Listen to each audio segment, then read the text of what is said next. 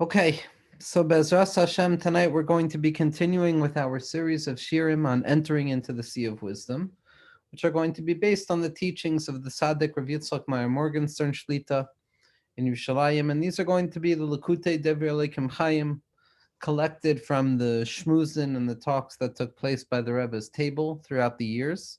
This is actually not going to be a Nakuda that was taken from a current week. This is a collection of teachings that was printed out this week and sent out this week. And what we're going to be talking about this week is a Nakuda, again, that the Rebbe focuses on so often, and it's clearly the theme that we try and cull or cultivate in these types of shirim. But the Rebbe is talking about the fact that one of the inyanim that Bnei Yisrael took out of Mitzrayim for the sake of building the Mishkan was techelas, the color of techelas. And the question is, brought down in the Yerushalmi with regards to the malacha of tzivia, with regards to the malacha of coloring. So Chazal ask exactly what was necessitated for the work of the Mishkan that entered into this space of coloring. And the answer given doesn't describe techelas. So the Rebbe is mefalpel, based on the writings of Rav Yosef Engel, Tzaddik, and a Makubal, and a Lamdin Shein Kamohu, who the Rebbe is very much makusher to, especially the new svarim that were put out over the last few years called Otzros Yosef on Bereshis and Shemos, incredible svarim that are malakate from Rav Yosef Engel svarim. Ad kedei kach that in Nishmas and Chadasin, when the Talmidim put out the volume that was printed on Sefer Bereshis. So I think they printed fully 2 volumes on Bereshis and Shemos. And in the Hakdama to the Bereshis volume of Nishmas and Chadasin that was printed, the Talmidim wrote exactly who the precedent for this type of Talmud Torah was, being mefalpel and inyanim with machshava and Kabbalah. So there was the Avnei Nezer, whose yard site was either very recently or is very soon. And it was also Rav Yosef Engel. So these 2 tzaddikim were the prototypes on a certain level of this type of Torah that the Rebbe is osik in, of being Meshalev, Nigla, and Nister Biachad, to show how the ultimate giloy of Razin derazin, the secrets of Torah, is specifically when we can draw it back down into the playing field of Niglos HaTorah, to be mechaber both of them yachad, something that we know that Rabbi Nosson did in Likutei Halachos, and something that the Rebbe has slowly but surely been doing on the Shulchan Aruch and on Shas and all of the sugyos, just slowly but surely, just kind of continuing in this massive, unbelievable project of Torah. And so after being mefalpel, the Rebbe gets into a point of why is it that the inyan of techelas, this color of the tzitzis that is reserved, nowadays also we have the schus Baruch Hashem, but for Kuli Alma, Lil Pligi, that lost Lavo in the coming of Mashiach, this techelas is going to come back. And so what the Rebbe describes, and this is even more important when a person understands the Rebbe's sugya with techelas, that the Rebbe himself wears techelas. Now, it's not necessarily something that the Rebbe says that other people should do. I only know this from Pi HaShmua, from true Talmidim, but techelas takes an incredible space in terms of the Rebbe's mahalach, both the tshuvos that are written on techelas, as well as the ramazim and the associations that the Beis Medrash of Ishbitz and Radzin and their asek with techelas, and the Talmidim of Rabbi Nachman. So it becomes a very significant sugya, especially explained in the teachings on tzitzis. But what the Rebbe describes is that Rabbi Nachman tells us that the concept of techelas, the concept of this color, this magnificent blue that represents kingship and it represents presence and royalty, is also associated with the notion of a tachlis. That tachlis and techeles share the same etymological root, they share the same shoresh, because techeles, this royal color, represents the tachlis of Avodas Hashem. It represents that place that we're trying to get to, which is ultimately the elevation of HaKadosh Baruch Hu's glory in this world. That everything was created in this world for the glory of HaKadosh Baruch Hu, and everything is meant to be elevated back up to that place to reveal the glory of HaKadosh Baruch Hu. And on a certain level, according to the halachos that HaKadosh Baruch Hu wanted the world to operate according to, there can't be any melech without an am. That for the king to truly manifest his kingship and his royalty, and to be sovereign over individuals and countries and places, there has to be a nation, there has to be something removed from the king in order to have something to rule over. So if the tachlis of Bria is to megala and to reveal the kingship of HaKadosh Baruch Hu from within each and every particular existence in the world, to reveal how everything screams out the kavod of Hashem, so we see that this is actually the very mechanism that pushes HaKadosh Baruch Hu to create the world, to be megala the tachlis, which is representative of techeles, which reminds us of the yam, which reminds us of shamayim, which reminds us of the kisei hakavod, this associative ladder that we climb up to recognize the presence of HaKadosh Baruch Hu in the world. So the question that the Rebbe asks is, why is it that this was revealed dafka in Mitzrayim? A person might think that Techeles, such a halaga thing, such a special thing, such a royal thing, should be revealed or reserved for places of holiness when a person is functioning well, when things are clarified in a person's life, that it's specifically when things are the way we want them to be that we reveal or have access to this greatness and this holiness and Kedusha. But we find the polar opposite. We find that it's specifically in the belly of the beast in Mitzrayim and Ervas Haaretz, in that place of servitude and brokenness and concealment and that weakness of the Jewish people. Yet it's specifically there that we encounter the secret of Techeles. So the Rebbe wants to say, as we're going to see, and this is a klal gadol in the teachings of the Rebbe, because it's a klal gadol in the teachings of Rabbi Nachman, it's a klal gadol in the teachings of the Baal Shem Tov and the Arizal and Rashbi and Moshe Rabbeinu, which is that it is specifically in places of darkness that we're capable of revealing a higher level of light.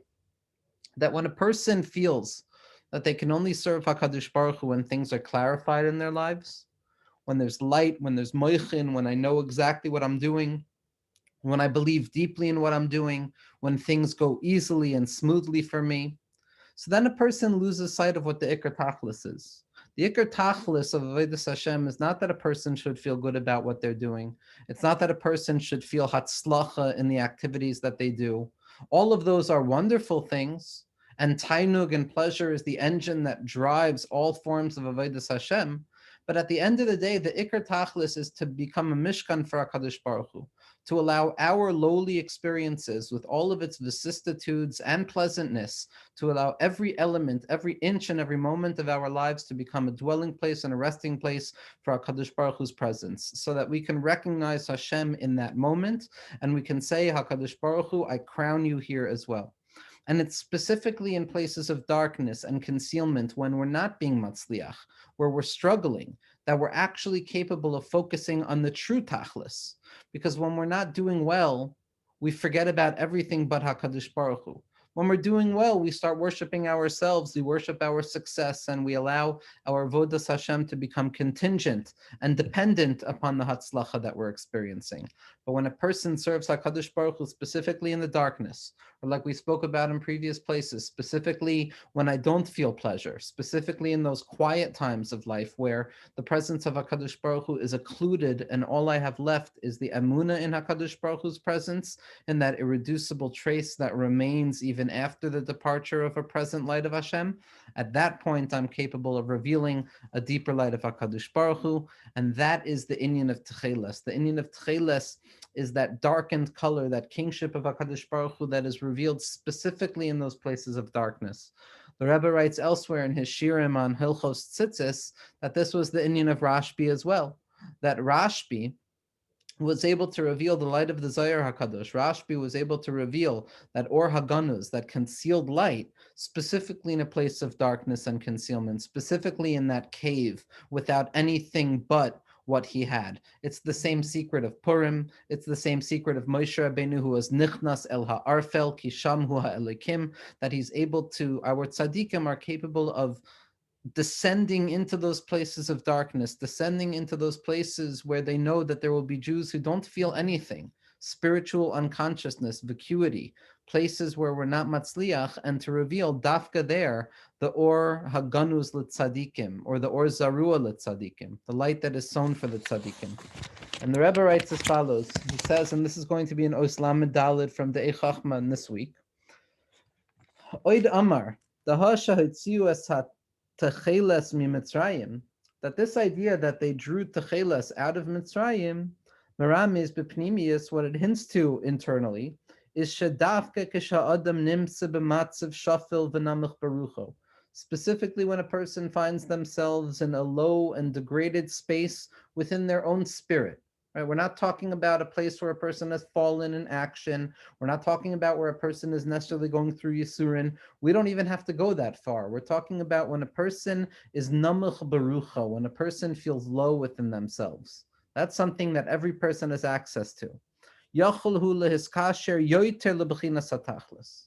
A person at that point has a deeper ability to connect themselves to the tachlis and to the tcheles, shemiramezes el nekudas hatachlis, which hints to the purpose, the point of everything, the tachlis, the malchusa kadisha, that point of kingship in the world, which is on the one hand leis lemagar meklum, has nothing of its own, is destitute and devoid. It's David Malka Mashiach, who looked like a madman and who was broken. It's Mashiach Tzidkenu, who sits at the gates of Rome, broken and sabrachin, suffering for Klal Yisrael.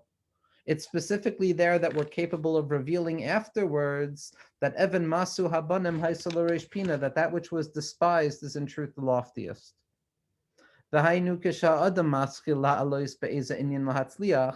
When a person begins to ascend in success and they begin to feel good, that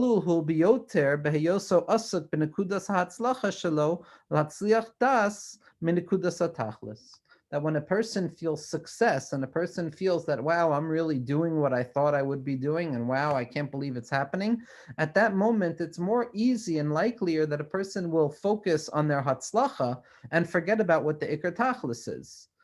And at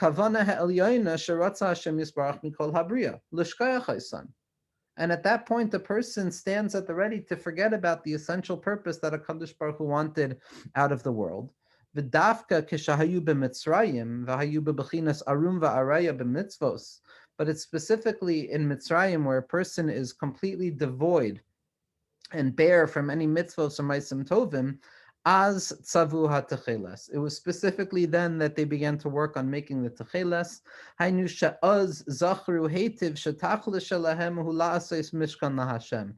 It was at that point devoid of any hatzlacha, devoid of any momentary wins in their avodas Hashem. They were capable of focusing on the true point, which stood far away at the ready, which is the ikar tachlis, which is la'asos mishkan laHashem, to allow ourselves, our lives, our experiences, our minds, and our hearts to become a resting place for Hashem in this world. Shazu tachlis hakavana ha'elyoina shereitza Hashem lishkoin betachtoinim, like the Balatanya made famous from the words of Chazal, Ratza Kadosh Baruch Hu liyos ladira betachtoinim, that Hashem wants to create a dwelling place within the nether realms, within the lowest possible element of human experience. Hashem doesn't need malachim. Hashem wants us to show that He is present in the dira b'tachtonim mamish. And like the Rebbe Rashab says in Hemshech Tafresh Samach Vav, that tachtonim means tachtonim mamish, she'ein tachton yoter mimenu. Like the Balatanya points out in the 36th chapter of Tanya. When a person finds themselves in a state of loneliness, of lowliness, that the person themselves becomes that tachtoinim, that dir betachtoinim within each and every person's nemichas haruach, who mesugel tfeilis kasher l'tachlis hakavana hazu. They are more primed and more capable of connecting themselves to this ikar nekuda, masha'ein kein kisha gadol ve'oile b'malus, which is not the case when a person finds themselves being matzliach and going upwards. They run the risk of making the ikr their hatzlacha, which feels nice, which is good, but it's simply not the tachlis of bria. Somebody told me once that they asked the Rebbe about how to be matzliach in something, and the Rebbe's response was not how to be matzliach, it was that don't for a second think that hatzlacha is the ikr, because hatzlacha is not the mitzias of this world. This world is an alma de shikra, and therefore the way things are gauged and judged, both beruchnius and gashmius in a person's life, on a certain level have almost no bearing on the relevancy or the significance of a person's avodas Hashem. So stop looking at the hatzlacha as that compass that allows us to determine whether what we're doing is good or not. Utilize that lack of hatzlacha for an opportunity to dive deeper into the true tachlis, which is to create a dwelling place for HaKadosh Baruch Hu. The Hismich Lazeh, and the Rebbe continues, and he added to this the words of the Chedushei Harim, Sha'amar Shahasamach Mem, the Sitra Achra, the darkness in our lives, the difficult parts of ourselves, our Yetzer Hara, Olu lahavi la'adam madregos ad sheyeh l'rebbeim chasidim. That the Sitra Achra is willing to bring a person up to such lofty levels to the point that they could become a Rebbe with Chasidim, Hahoylech begid de Lavan, walking around like a Mekubal in white clothing, Ubotseya b'Shabbos Kodesh al Yud Beis Chalos, and making Hamotzi with the Yud Beis Chalos, which are connected the Yud Beis Partsufim, doing all of the Hamhagos v'chulei, Kadesha al Yedei Zeh Yachol lahoitzi mimenu es nekudas hapanim shebelev. The Yitzhahara is willing to give us all of that, so long as we forget about the Iker Nakuda, which is within the heart itself. The Yishar HaKol Rak B'chitzonius. And God forbid, at that point, everything remains only in Chitzonius. Va'hezber Muvan Al Pi Hanal. And this is understood based on what we described about the Techelas, Dafka in Mitzrayim. Shelepa'amim kasha lehasamach mem lahashkiach meha'adam es nekudas hapinim yeshabelibo. That at times it's very difficult for the Sitra Achra, for the Malach HaMaves, for the Yetzirah, to make us forget about the Iker Nakuda, because a person truly wants to create the Iker of what Hashem wants.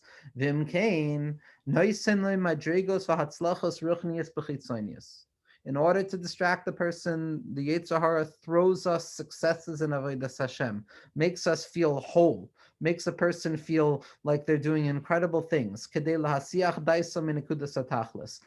long as it means that they will forget about what the Iker point is, because at that point the person, God forbid, can forget about the Nakuda Ha'ikaris. Hashem Yishmereinu Vatzileinu Mizos. Hashem should save us and protect us from this. What comes to mind is this is the story that the Baal Shem Tov HaKadosh told based on the Tikkunei Zohar that says that Tefillah and Torah beli dechilu v'rechimu. That Torah and Tefillah without fear and love of HaKadosh Baruch Hu eino parech lamala, does not fly upwards. And there was a story that the Baal Shem Tov was traveling and he came to a shul and he opened the door and he said, this shul is filled with davening and Torah, and he turned around and walked away. And the Talmidim said, Rebbe, what's pshat? The shul is filled with Torah and Tefillah. He says, yeah, because it won't fly upwards at all. It has absolutely no pneumius to it. It's filled, it's saturated with the chitzonius. But when a person is asuk and pneumius, it's quiet. It's a kol dama. It's not about hatzlacha. It's not about gauging what a person is doing at every second. But the pneumius al pi ha'avoda, what this could mean for us, or what it can mean for me, is that once a person stops looking for the nekuda hatzlacha in their avodas Hashem, so they allow themselves to just do, they can be poyel. They can do what they need to do. A person doesn't have to worry, am I matzliach or not? Asiti mashamutal, I did what I need to do, and weiter. But if a person forgets and they start focusing on that self-reliance and that success and that sense of ani hagever, I am the person, I am the one who has done all of this, so then a person all too easily forgets about the Iker Tachlis, which is just to allow HaKadosh Baruch Hu into every area in our lives, the Hatzlacha and the I-Hatzlacha, the Or and the Choshech, the happiness and the Tzabrachenkeit. And that way we create mamish adir b'tachteinim for HaKadosh Baruch Hu in the tachteinim mamish. When we're not feeling best ourselves, that becomes the time where we can draw the light of HaKadosh Baruch Hu even deeper down. Bezras Hashem.